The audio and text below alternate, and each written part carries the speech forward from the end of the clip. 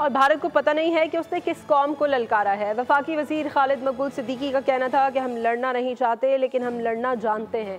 अफवाज पाकिस्तान ने जिस महारत से रद्द-ए-अमल दिया, ये मिल्लत इस्लामिया की इज्जत है। भारत की हर चाल और तरकीब को पलट दिया गया। हिंदुस्तान को पता नहीं है कि उसने किस कौम को ललकारा है। हम लड़ना नहीं चाहते लेकिन हम लड़ना जानते हैं, ये तुम जानते हो।